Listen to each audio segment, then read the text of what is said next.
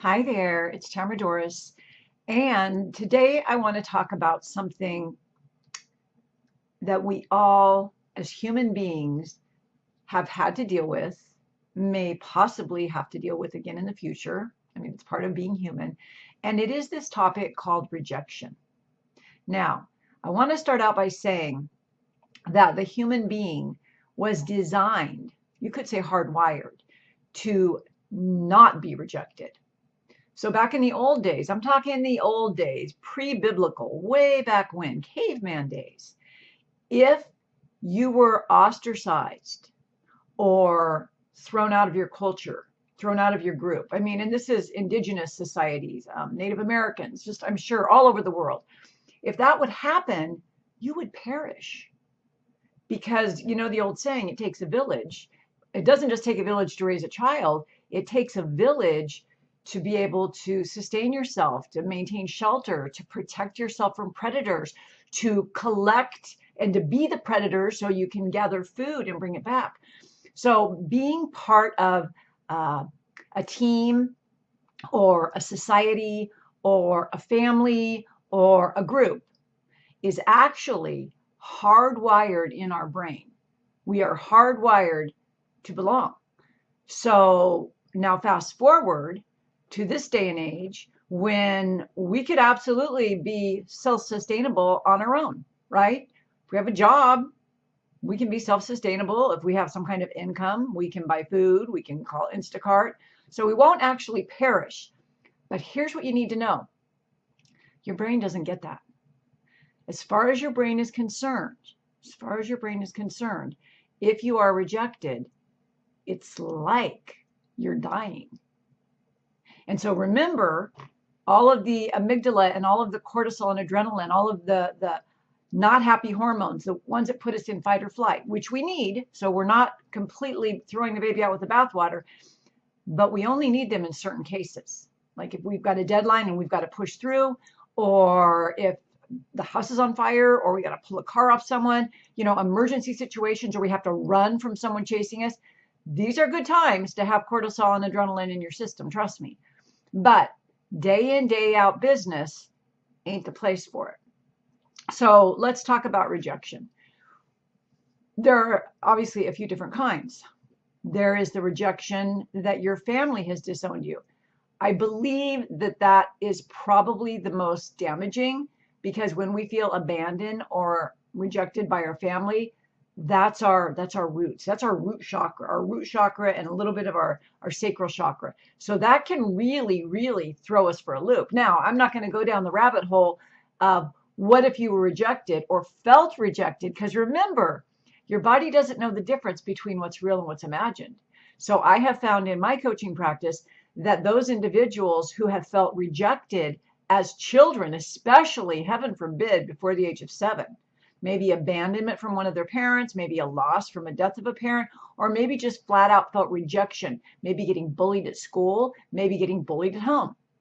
That kind of rejection gets stuck deeply in your nervous system. So that's why we're not going to go down that rabbit hole in this particular video. We'll go down the rabbit hole of rejection in a different video.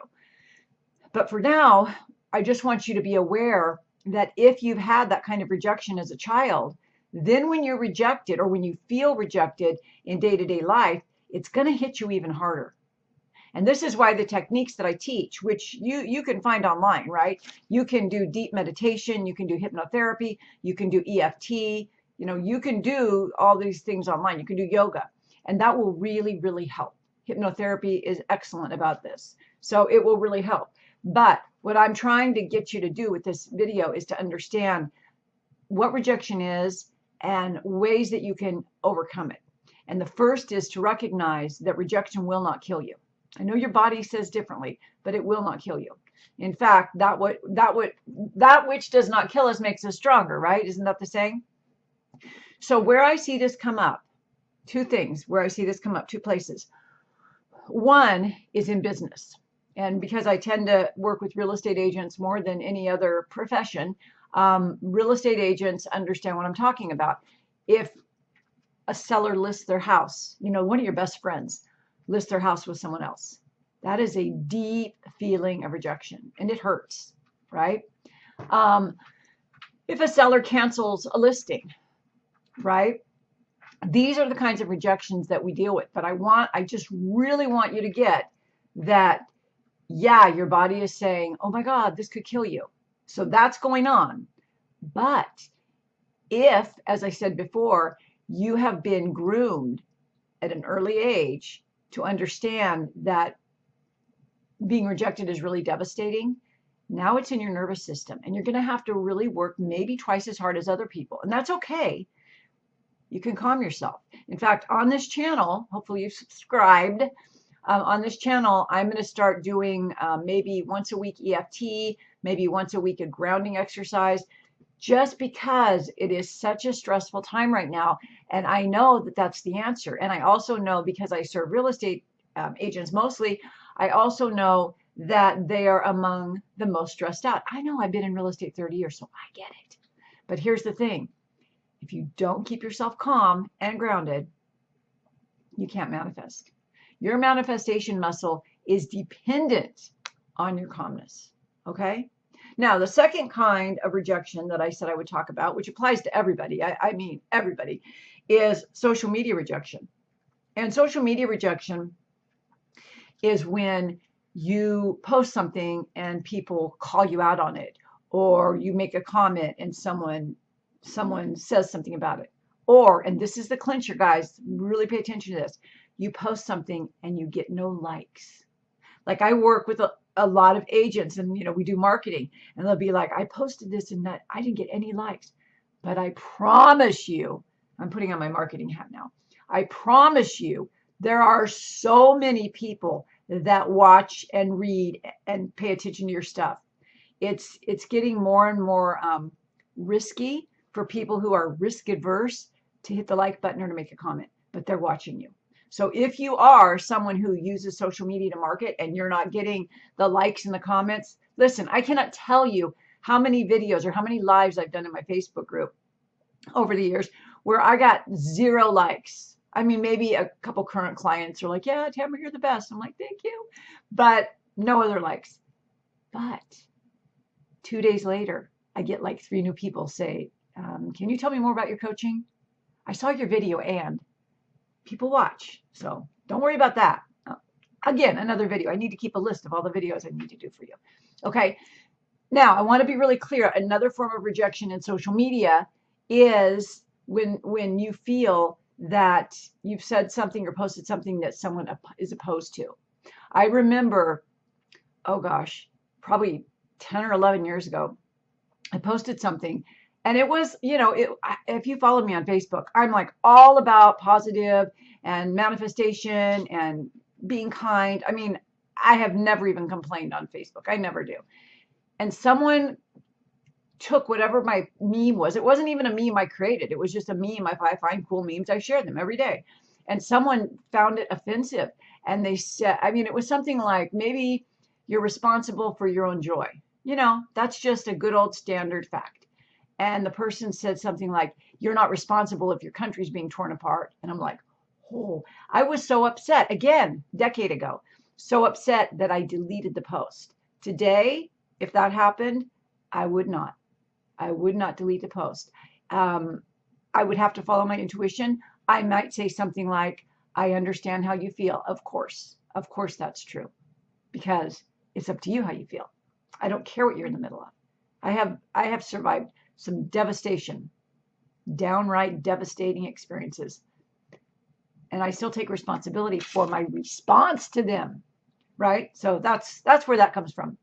But don't ever feel when someone rejects you that you have to defend yourself. Now, if it's your family or your spouse or your children, whole different matter. But what we're talking about here is just good old-fashioned rejection, how it lives in your nervous system, how it agitates your nervous system. And the biggest thing I want you to get out of this is that when someone rejects you, it's not saying something about you, it's saying something about them. And I'm going to take it further, because there's a lot of memes out there that say, when people judge you, they're just judging themselves. Of course, that's true, 100%. But I'm not trying to get you to think, well, when someone rejects you, the problem's with them, not you. Because what does that do? That says, oh, don't worry, don't worry. When someone rejects you, I want you to say, this is a chance for me to look in myself and see what part of myself I'm rejecting. Do you get that? It's a huge difference. So I'm going to go over it one more time with feeling. If someone rejects you, we can say on the surface, well, they're just rejecting themselves. Yeah, whatever. But you would be remiss if you didn't stop and explore that feeling of rejection in you. Like one time when someone, a good friend, in fact, and it's probably only been about 8 years, listed, I mean, she thinks of me as a full-time coach and she knows I'm a real estate professor. So, probably, because I never called her out on it, but probably she was just thinking, oh, Tamara's not doing this as much anymore, which is totally fine because I only sell houses for good friends, right? By referral. And she was someone I would have sold a house for. And it was $1 million house. So yeah, I would have done that. But she listed and then bought up with someone else. And so my first response was, of course, what anyone's like, really? Do you know how much money that was?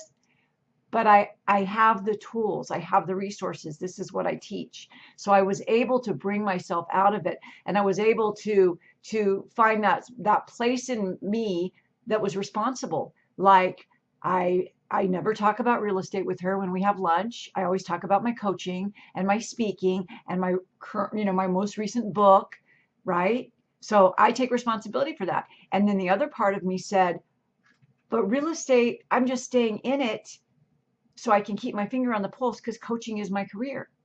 So really, what am I so upset about? And I did some EFT and I was able to just like dissolve it.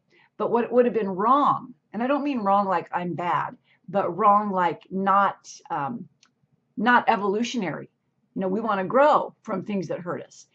So it would have been a mistake for me just to say, I don't know how she could do that, and then vent about it and talk about it and cry about it and rant about it and text all my friends and family about it.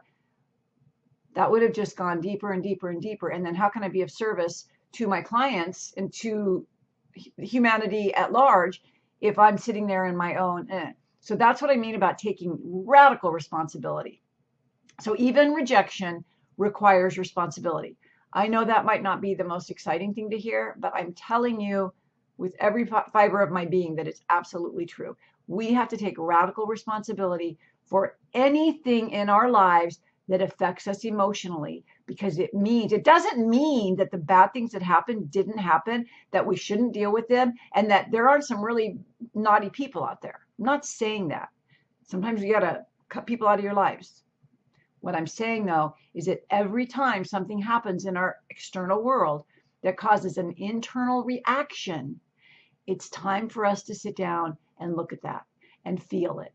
And do my new EFT called Express It and get it out of your system, or just typical EFT. Go online and see EFT. You can do it. It's like a million EFT videos. But don't ignore it. Don't ignore it.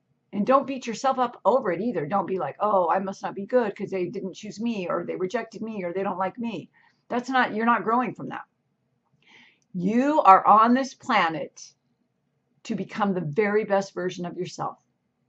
And like it or not, I don't care how many tens of thousands of dollars you spend on coaching or therapy or anything else, there will never be anything more effective, ever, ever, than being grounded, sitting down or standing up and tapping into your feelings and expressing them. However that looks to you, hypnotherapy, EFT, journaling, yoga, whatever. But if you don't feel your feelings, you're never going to move past them. And I'm promising you also that the feelings that you feel that are reactive from rejection or anything else are there so that you can overcome them, because everything you want is on the other side of that emotion. Does that make sense? I know we don't want to feel our feelings. I get it. We are a society absolutely committed to avoid feeling our feelings. But if we don't feel our feelings are going to consume us, and they're going to keep us from manifesting the lives that we all deserve. So hopefully you found that helpful. Hope you have a great day, and thanks for watching. Bye-bye for now.